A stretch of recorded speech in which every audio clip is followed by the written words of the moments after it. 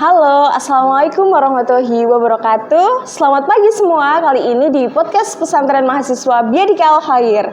Di sini saya nggak sendiri bersama dengan Pak Lutfi, yaitu sosok di balik pendirian pesantren mahasiswa Insan Cita Biadikal Khair. Selamat pagi, Pak. Selamat pagi, Mbak Arisa. Oke. Baik, Pak. Boleh nggak sih Pak diceritakan bagaimana sih Pak awal mula didirikan pesantren mahasiswa Biadikal Khair ini? Apa sih Pak yang menjadi motivasi gitu Pak? Iya, terima kasih. Salah satu alasan kita bikin podcast ini adalah karena banyak sekali ketika ada teman-teman yang ingin gabung di Biadikal Khair masih punya banyak pertanyaan dan mereka belum sepenuhnya mengerti apa itu pesantren Biadikal Khair gitu ya. Jadi sekiranya tahun 2019 itu saya haji. Pulang dari haji itu ketika di Arafah itu saya punya pemikiran bahwa apa yang selama ini sudah saya perjuangkan perlu diformalkan karena berbagai macam alasan. Saya selama ini banyak berkecimpung di pemberdayaan pemuda, pemberdayaan mahasiswa. Dan saya berpikir kalau itu diformalkan dalam bentuk asrama akan jauh lebih efektif. Itu salah satu alasan dari sisi saya. Nah, alasan dari sisi luar gitu ya, itu berasal dari keresahan saya. Saya melihat banyak sekali adik-adik yang lulusan pesantren atau punya latar belakang pendidikan agama yang baik, dan atau terutama teman-teman yang dari desa, berasal dari daerah rural, tidak terlalu mendapatkan akses terhadap apa ya kita namakan, orang tua mereka bukan orang tua yang berpendidikan. Ada yang lulusan SMA, ada yang bahkan tidak sekolah, tapi mereka punya cita-cita tinggi untuk bisa menembus strata-strata sosial, strata-strata kesejahteraan. Saya salah satunya ketika dulu saya kuliah, saya merasakan saya kebingungan menyesuaikan diri. Saya dari pesantren, saya dari desa, tapi kemudian saya menemukan beberapa orang yang membantu saya untuk beradaptasi. Saya ingin menjadi orang yang dulu membantu saya itu. Ini pesantren mahasiswa Insan Cita Biadikal Khair ini ditujukan bagi teman-teman yang ingin berprestasi, ingin mempunyai lingkungan yang mendukung mereka untuk mengembangkan potensi diri. Itu kurang lebih seperti itu. Oh iya Pak, berarti memang motivasinya itu lahir dari pengalaman pribadi seperti itu ya Pak? Iya, betul. Terus kemudian pastinya kan dalam pesantren itu ada visi atau konsep gitu ya Pak yang dibuat. Nah itu sebetulnya dari Biadikal Khair ini tuh seperti apa sih Pak? Dan sebenarnya Biadikal Khair ini hadir sebagai wadah yang mau seperti apa juga seperti itu? Ya, visinya kami pengen ke depan santri, orang dengan latar belakang pendidikan agama yang baik itu tidak hanya berkecimpung di dunia kepesantrenan, di dunia keagamaan. Karena kita tahu sekarang ini semakin banyak anak-anak yang disekolahkan di pesantren di level SMP, SMA gitu. Semakin banyak hafidh-hafidhoh ngafalin Quran ketika sekolah menengah, dan mereka kalau semuanya menjadi ulama, saya rasa akan terjadi ekses di bidang keilmuan itu. Sedangkan, nah ini yang paling penting, sedangkan di keilmuan umum, di pekerjaan-pekerjaan yang terkait dengan hal-hal keseharian di pemerintahan, di korporasi, di entrepreneurship, di bidang kesehatan, di bidang hukum, di bidang semua yang terkait dengan ilmu keseharian, dengan pekerjaan-pekerjaan keseharian, rasanya kok lebih banyak dikuasai oleh teman-teman yang justru berlatar pendidikan agama yang minim, karena memang mereka mempersiapkan diri sejak SMP, SMA untuk masuk itu. Misalnya SMP SMA sudah fokus di ingin masuk jadi kedokteran, jadi dokter di fakultas kedokteran, atau pengen masuk ke fakultas ekonomi, sehingga para direktur-direktur di perusahaan, para pejabat-pejabat yang memang mempersiapkan diri sejak kecil itu diisi oleh mereka yang dari non agama ini. Padahal saya kebayang kalau adik-adik yang hafal Quran dari pesantren atau dari panti asuhan itu juga punya kesempatan untuk mengupgrade diri, mereka nggak akan kalah. Justru mereka punya nilai lebih karena mereka punya dasar agama yang kuat. Itu visinya. Terus kemudian apa yang dilakukan di BK, yang kami lakukan adalah adik-adik dari pesantren ini, adik-adik dari desa yang punya semangat tinggi untuk nyampe ke posisi-posisi yang tinggi gitu ya, di strata sosial, di kita namakannya vertical movement gitu, pengen naik kelas sosial, kelas kesejahteraan, pengen dari anaknya petani menjadi pemimpin, pengen jadi pengusaha dan seterusnya, pengen jadi dokter. Yang paling mereka butuhkan adalah sebenarnya karena orang tuanya tidak punya pengalaman menjadi seorang dokter, menjadi seorang pengusaha, menjadi seorang pejabat, menjadi seorang direktur, maka mereka nggak bisa mengarahkan anaknya. Betul. Nah, kami hadir di sini untuk mengarahkan mereka. Saya punya pengalaman lumayan panjang, 20 tahun, 25 tahun di bidang hal ini, di bidang menyediakan diri untuk mengarahkan mereka untuk ada bisa nyampe pada posisi-posisi itu. Kurang lebih seperti itu, Mbak Ris. Oke, baik Pak. Terus kemudian kan BK ini dari luar kan terlihat seperti asrama seperti itu Pak. Tapi kan banyak yang mengatakan bahwasanya BK itu beda gitu. Apa sih Pak yang membedakan asrama BK dengan asrama-asrama di luar sana, khususnya di Surabaya seperti itu Pak? Iya, pertama saya membedakan Biadikal Khair dengan pesantren yang lain. Karena ini namanya pesantren tapi unik, beda dengan pesantren-pesantren yang lain. Pesantren yang lain fokusnya ke ilmu agama. Ada pesantren mahasiswa banyak. Selain mereka kuliah, datang ke pesantrennya ngaji kitab kuning, ngaji kembali mendalami ilmu agama. BK tidak menawarkan itu. BK tidak menawarkan ilmu agama dalam hal ilmunya. Adik-adik datang ke sini tidak untuk ngaji kitab. Karena saya punya asumsi bahwa yang datang ke sini itu sudah punya dasar ilmu agama yang baik. Entah itu didapatkan dari keluarga, entah itu didapatkan dari pesantren yang dia dulu di sana, entah itu seperti Mbak Arisa didapatkan dari panti asuhan yang dulu mendidiknya sebelumnya. Jadi ilmu agama minimal dasar itu sudah cukup bagi saya. Kita nggak pengen menjadikan santri-santri BK menjadi expert karena masuk BK menjadi lebih expert di bidang agama, tidak. Justru kami pengen menjembatani yang sudah punya ilmu agama. Satu, menjembatani untuk apa? Untuk bahwa selama ini misalnya mereka hafalan Quran, hafalannya nggak hilang.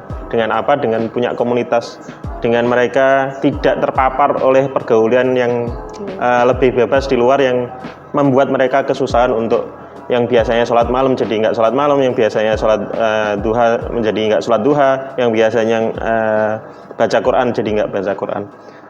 Kami pengen menjembatani agar amalia yang baik ini tetap jalan. Itu satu. Jadi yang datang dengan biasanya di pondok sholat malam, ya kami minta komitmen mereka sejak awal bahwa itu yang dijaga, itu aja. Yang kedua, dan ini yang terpenting, seperti yang tadi sudah dibilang di awal, kami pengen mengajak mereka untuk mewujudkan mimpi. Orang bermimpi itu nggak bisa sekedar cuma saya pengen jadi pilot, terus kemudian tiap hari berdoa. Sayangnya para santri itu taunya itu tiap hari berdoa. Tapi kalau pengen jadi pilot ya harus, kamu pengen jadi pilot kapan? 10 tahun dari sekarang. Nah, setiap tahun harus ada progres, dan setiap bulan dalam tahun itu harus ada progres. Kita bantu mereka bikin mengalokasikan progres itu dalam kegiatan bulanan, tahunan, dan kita dorong, kita bimbing mereka untuk mencapai itu. Mbak Arisa misalnya kalau pengen lulus nanti dapat beasiswa LPDP ke luar negeri, ya sejak awal kita dorong untuk tiap bulannya harus progres bahasa Inggrisnya berapa persen, dan itu menjadi komitmen pribadi. Mbak Arisa didukung oleh lingkungan yang selalu mendorong. Jadi saya pribadi seringkali di sini fungsinya lebih ke ngingetin komitmen pribadimu, gitu. Baik dengan secara sistematis maupun kadang-kadang ya ditegur secara personal, gitu. Jadi saya pribadi hadir lebih sebagai pengganti orang tua yang negur, yang mengarahkan, yang menyayangi, dan seterusnya, memfasilitasi, itu penting. Tapi BK secara keseluruhan hadir sebagai kami, ini yang patut digarisbawahi ya. Ini yang kami tawarkan. Kami menawarkan komunitas karena kami mengumpulkan Mbak Arisa yang banyak, yang sama-sama dari desa, sama-sama punya keterbatasan, tapi sama-sama punya mimpi. Orang kalau sama-sama punya mimpi, kumpul jadi satu, itu seperti orang sedang lari maraton. Satu kelihatan capek, ngelihat yang lainnya masih lari, dia akan semangat. Karena sambil lari maraton, meskipun pelan-pelan sambil ngobrol, nggak ada yang kemudian berhenti. Tapi kalau Mbak Arisa lari sendiri, meskipun cuma sakit 1 kilo, bukan 10 kilo gitu ya, di meter ke 200 gitu sudah kecapean, di meter ke 300 sudah berhenti. Kenapa nggak ada yang menyemangati? Ini yang kami tawarkan.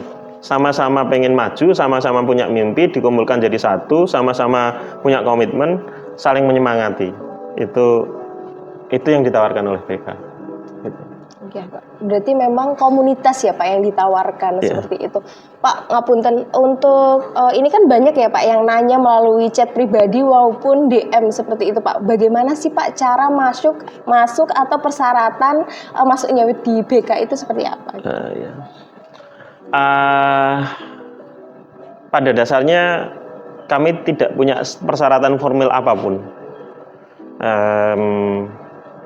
Kalau informalnya, yang paling kami tekankan adalah satu, komitmen untuk maju. Jadi siapapun yang punya mimpi, punya keinginan untuk menjadi lebih baik,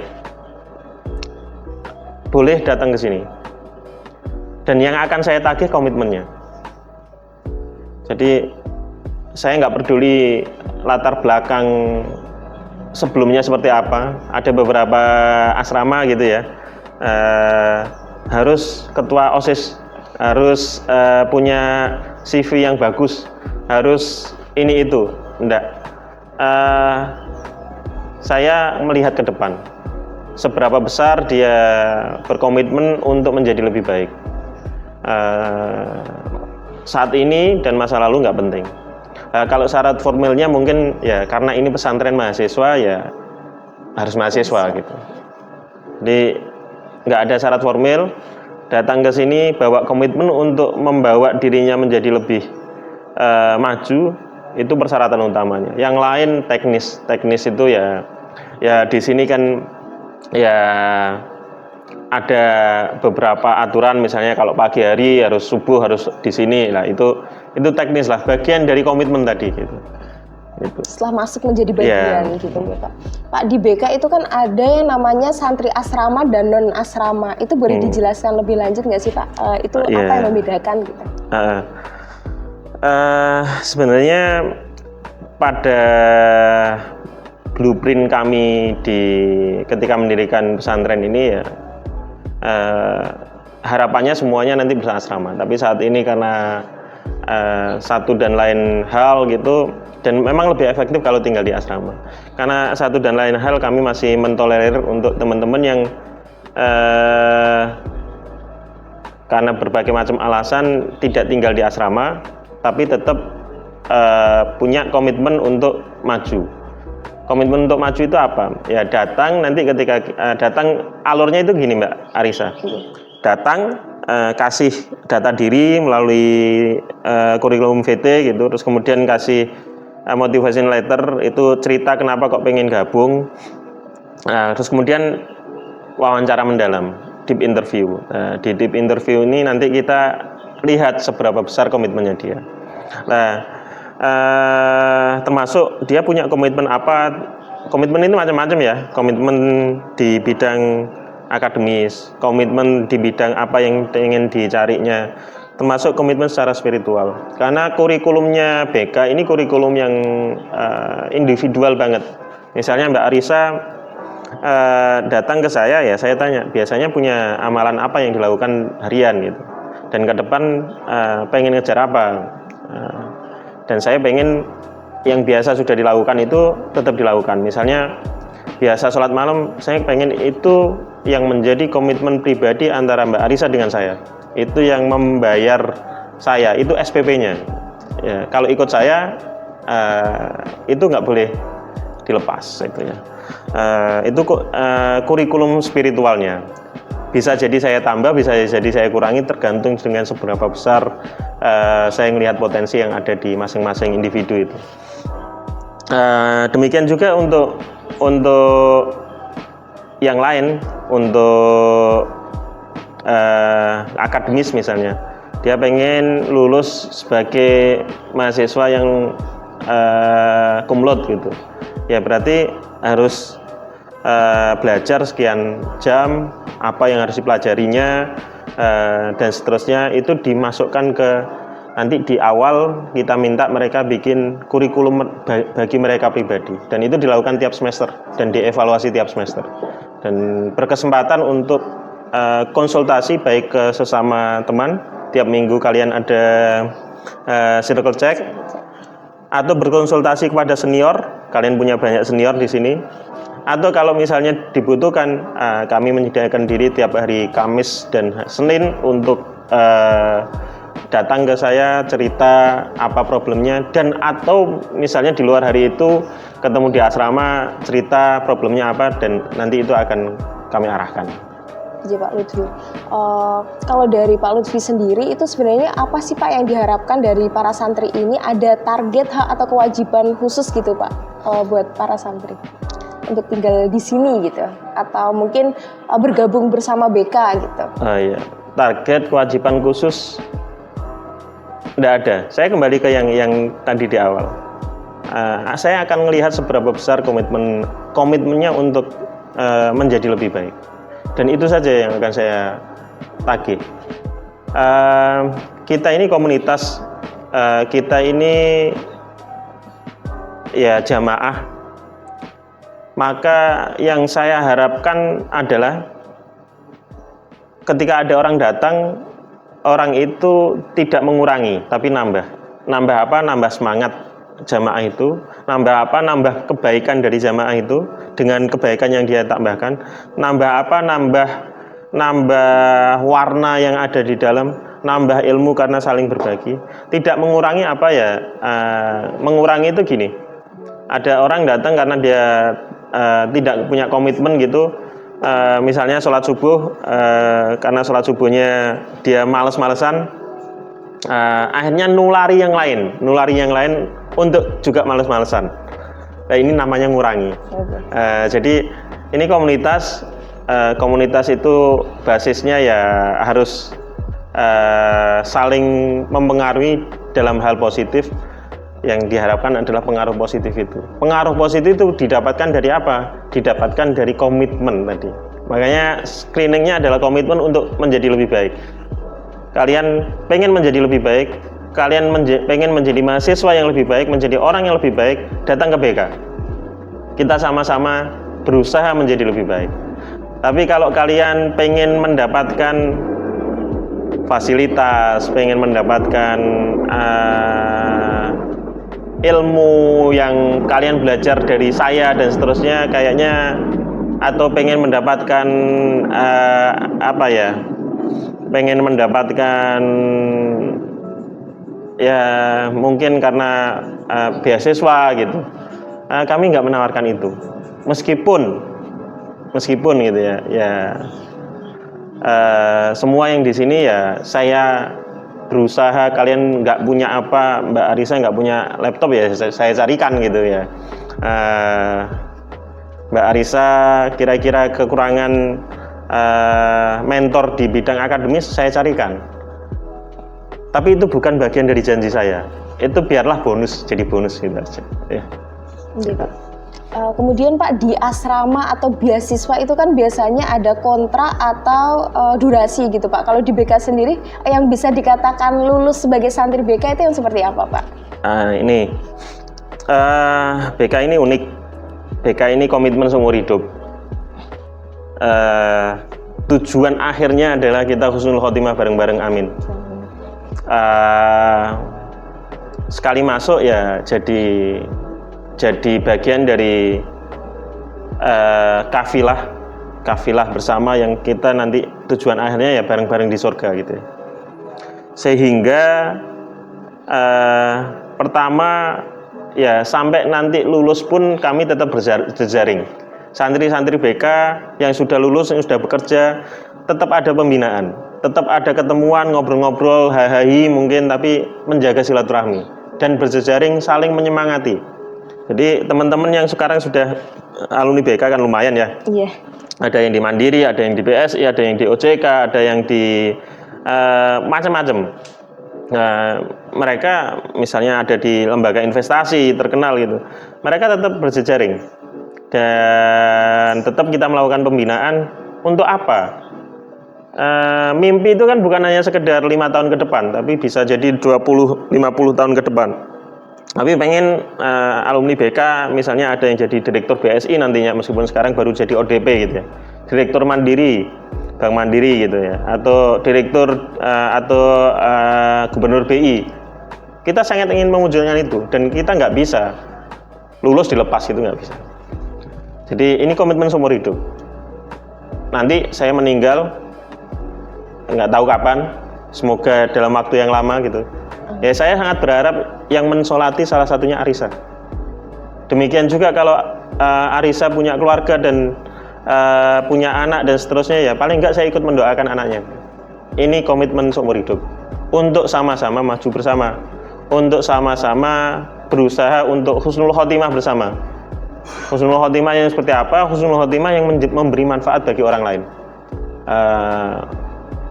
yang menjadi bagian dari anfa'uhum linnas, orang yang paling bermanfaat bagi manusia. Itu satu. Ini komitmen seumur hidup untuk menjadi lebih baik, untuk sama-sama husnul khotimah, sama-sama masuk surga. Jadi ini komunitas sampai akhir gitu ya. Tapi kapan dianggap lulus? Saya akan melakukan peran saya sebagai orang tua yang tetap mengawasi dan mengarahkan itu sampai 2 hal terjadi. Satu, dapat kerja yang baik, yang sesuai dengan bidangnya, sesuai dengan minatnya, sehingga saya, Mbak Arfa, BK turut berkomitmen untuk mencarikan karir yang baik. Kita mengarahkan, kita merekomendasi dan seterusnya, menyiapkan, itu yang paling penting. Saya dari awal nyuruh Arisa untuk ikut organisasi ini, ikut organisasi itu, apa? Untuk menyiapkan karirnya untuk yang menjadi lebih baik. Satu, dapat karir yang lebih baik, itu saya akan bernafas lega gitu. Tapi saya akan benar-benar kemudian silahkan jalan sendiri, tapi kita tetap bersilaturahmi ketika sudah menikah. Jadi sudah dapat kerja, sudah menikah, silakan jalan sendiri.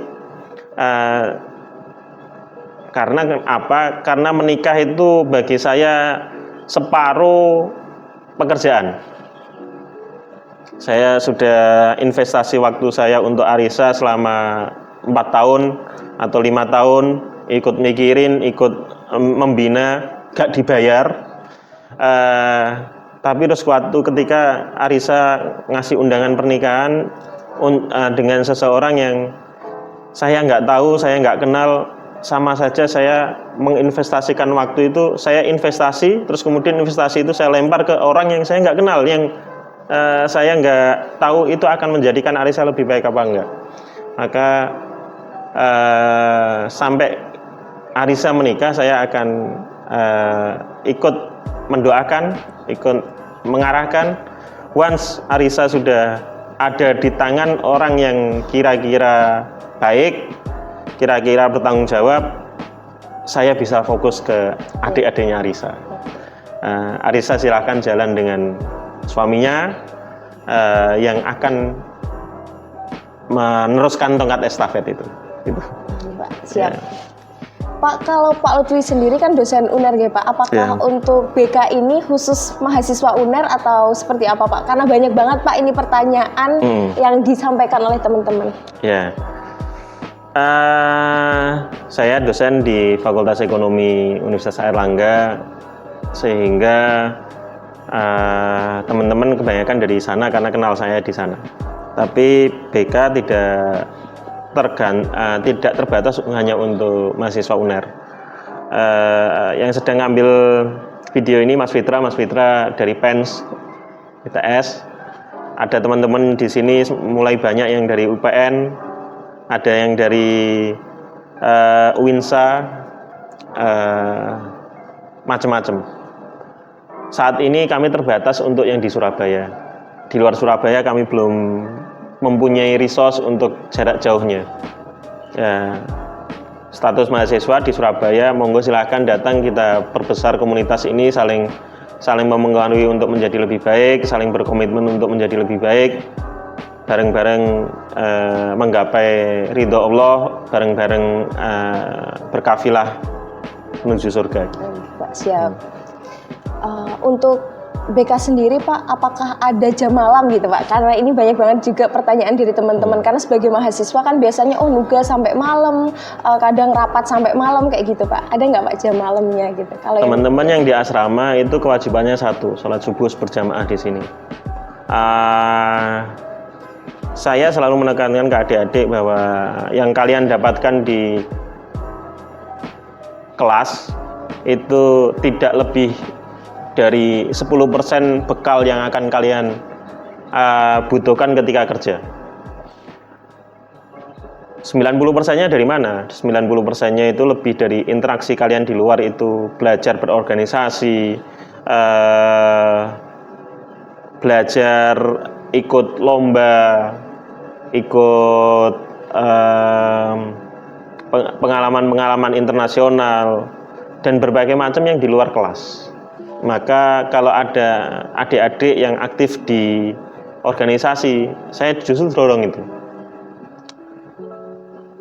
Saya justru seneng kalau adik-adik nggak pulang, asal untuk kegiatan yang baik.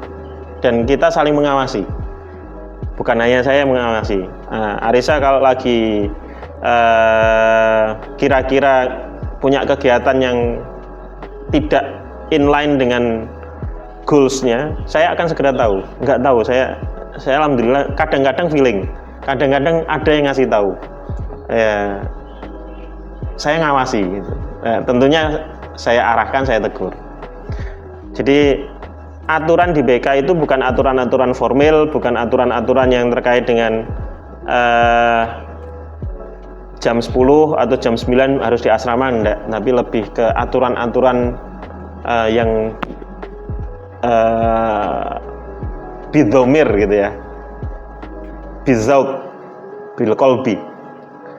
Nah, kira-kira itu baik, silahkan. Kalau nggak baik ya jangan. Gitu Mbak Arisa. Untuk masuk BK sendiri itu ada batas semester gitu nggak sih Pak? Maksudnya udah semester 6 nih telat gitu, atau seperti apa Pak? Boleh nggak Pak untuk di semester akhir atau semester awal gitu mau join BK gitu Pak? Sampai saat ini kita belum punya batasan semester. Ke depan pengennya ya lebih awal, lebih baik. Tapi ada beberapa memang yang kasus-kasus khusus, baru semester 6 gitu, baru kenal kita dan gabung, it's okay. Yang akan sangat kita pertimbangkan adalah alasan dia bergabung, dan yang paling utama gitu selain alasan bergabung, balik ke yang tadi, komitmen untuk menjadi lebih baik itu besar apa enggak. Dia datang untuk mengurangi atau menambah gitu. Nah, itu penting gitu. Mengurangi semangat kita atau menambah semangat kita. Oke Pak, siap. Berarti memang tidak ada batasan ya buat teman-teman yang masih penasaran, bisa kita lihat podcast kali ini ya. Sebagai penutup Pak, mungkin ada closing statement atau yang perlu mau disampaikan buat mereka yang mencari tempat bertumbuh atau berproses gitu Pak, khususnya di Surabaya. Ya, karena podcast ini tentang perkenalan BK, saya mewawancara banyak dan saya merasa butuh mengulang-ulang apa yang saya sampaikan tadi. Saya tambahkan satu hal, ini jadi pertanyaan yang sering ditanyakan juga, biayanya berapa? Mahal sebenarnya biayanya BK ini, mahal banget. Tapi alhamdulillah BK punya banyak donatur, punya banyak orang-orang baik. Kita namakan Biyadikal Khair itu tangan-tangan kebaikan itu, selain kita yakin bahwa Allah itu punya kebaikan itu ada di tangan Allah dan diberikan kepada siapapun bi ghairi hisab gitu, tanpa hitung-hitungan. Karena di lain itu kita juga menamakan BK karena ya banyaknya tangan-tangan kebaikan ini yang memberi kalian berupa donasi uang maupun datang untuk memberi inspirasi atau ilmu. Jadi sebenarnya biayanya banyak. Saya ngajak Mbak Arisa di sini gitu, satu bulannya kalau habis 1,5 sampai 2 juta per orang itu ya itu real gitu. Belum ngitung bikin bangunannya ya. Bangunannya itu kan Mbak Arfa dan donatur gitu ya. Bikin asramanya dan seterusnya belum ngitung. Tapi itu let's say itu biarlah jadi permasalahan saya. Tapi tetap selain yang biaya yang saya ceritakan tadi, pembinaan dan seterusnya menjadi bagian dari saya, ada biaya-biaya yang sebenarnya biaya kalian pribadi. Makan misalnya, makan itu kami nggak menyediakan. Tapi saya juga tahu kalian adik-adik yang tinggal asrama itu sangat kesusahan. Nggak semuanya sih. Ada yang kesusahan, budgetnya minim sekali. Akhirnya ya sudahlah, kalian kumpulin uang 400.000 untuk 1 bulan, 2 kali makan tiap hari, sekenyang-kenyangnya, ngambil nasi sebanyak-banyaknya, kalian kenyang. 400.000 itu kan hitung-hitungannya berarti kan tiap bulan ya kira-kira sekali makan 6.000 7.000 lah gitu ya. Di luar ya sak minumnya sak apa-apanya kan nggak dapat gitu ya. Kalian beli di luar kan nasi ya 10.000 paling gitu ya. Itu nasinya sedikit, di sini kenyang lah kalian.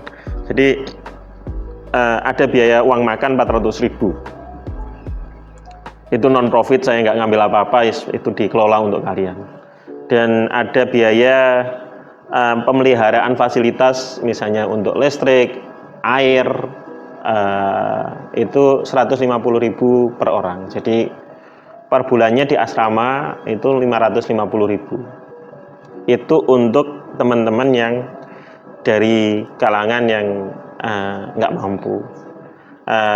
Ada beberapa orang tua wali santri yang datang menitipkan ke saya, ya biayanya beda sesuai dengan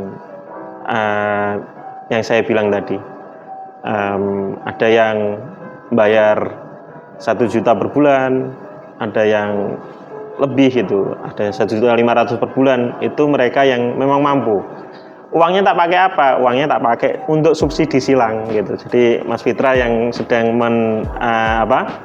video ini termasuk alhamdulillah orang tuanya mampu gitu ya.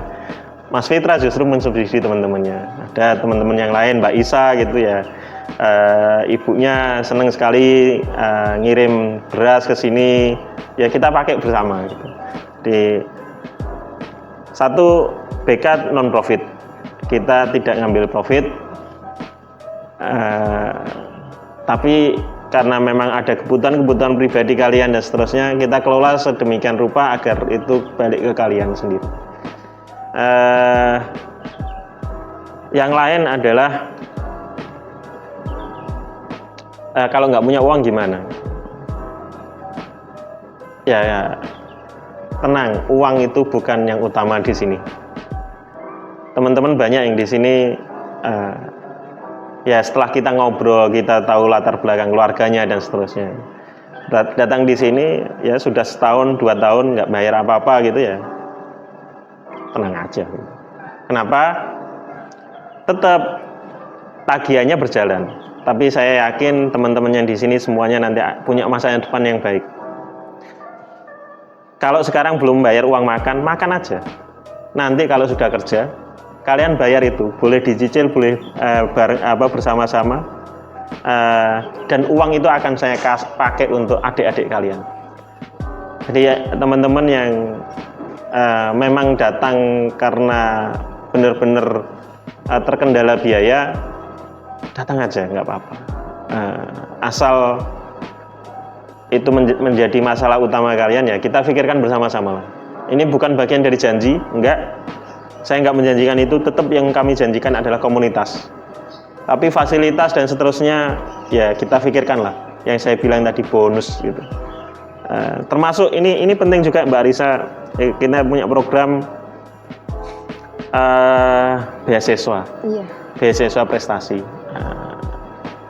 Teman-teman yang punya prestasi apapun, baik di level universitas, level nasional, level internasional, itu tiap prestasi itu akan ada insentifnya.